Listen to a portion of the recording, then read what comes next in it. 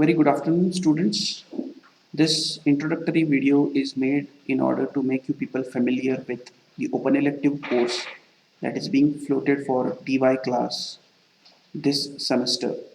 The name of course is Data Structures and Algorithms, and the course will be floated by Department of Computer Science and Engineering. As we all know, post COVID, there has been a lot of changes that is happening into the industry, and many verticals are demanding work from home. With this situation, there has been a lot of job opportunities that has been created in the field of information technology and ITES. With that, it also becomes necessary for an engineer to be more uh, fluent with the programming languages and various techniques which will help them to learn different types of softwares that are relevant to their domain. Considering this, Department of Computer Science and Engineering thought of introducing an open elective course for students of other departments wherein they can get an idea about how to solve problems using various programming languages. So data structures and algorithms is one such course, which is a basic course, I would say, which is a fundamental course, which will help you to understand how the real life data is modeled into a computer system and how solutions to this real world data is provided in terms of various problem statements. As you all can see, this course will be taken in the form of an open elective which will comprise of 3 lectures, and there will be a lot of tutorial sessions and practical sessions as an add-on that will be happening to the students, because data structures and algorithms comes with a lot of practice in terms of problem solving. At the end of this course, students will be able to describe different types of data structures available. They'll be able to understand the types of data structures. In simple words, if I would explain you, there are two types of data structures, I would say, linear and non-linear data structures. And there are different types of linear data structures that our students going to study in this course, which I say as stack and queue, and different non-linear data structures that you will be studying in the form of trees and graphs. Apart from this, students will also get an opportunity to learn different types of searching and sorting algorithms. To create an initial interest in this course, I thought of sharing certain animated, uh, uh, I would say, videos or the presentations to you, which will help you to understand various problems that we are going to discuss in this particular course. The web portal that I'm using here in order to show the demonstrations is from visualgo.net. So as I stated that you are going to learn different type of linear and non-linear data structures. So as I told you, there are linear data structures in the form of stack and queue. So you can see that this is one example of stack where already few elements are present. We have a head of this stack, we have a tail of this stack. And if I want to add more elements into this stack, these new elements that are coming in my stack are coming at head. So if I add more elements, they come at head. So this course will help you to understand the programming basics if you go more into depth, and how actually it gets executed on the examples. Wherein if I try to remove the elements from this, the elements are getting removed from the head.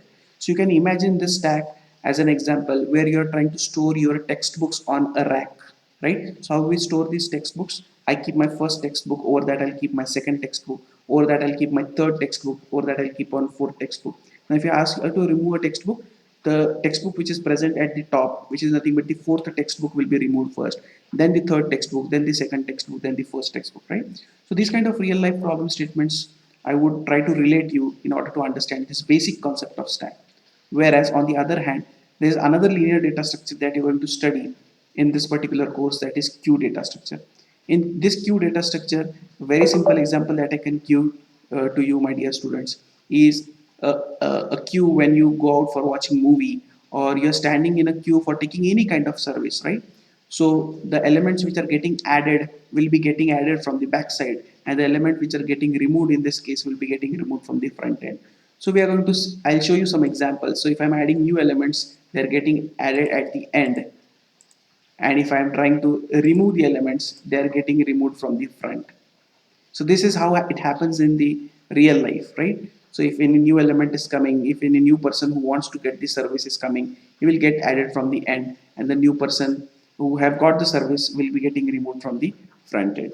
So with these examples, you are going to learn different algorithms over here, and how this algorithms works on different examples will be part of your study. Apart from this, you're also going to study few non-linear data structures, as I told you. One such non-linear data structures is tree. A simple example of tree here you can see. So in trees you'll have parent nodes, you'll have child nodes, then you'll have more child nodes. There will be certain kind of hierarchical relationship. So wherever any in real life problem you want to depict this kind of information, you can go for tree data structures. So whereas algorithms based on these tree data structures will be taught to you in due course of time in the tree unit. With this, you will also have a unit on another nonlinear data structure which will be based on graph.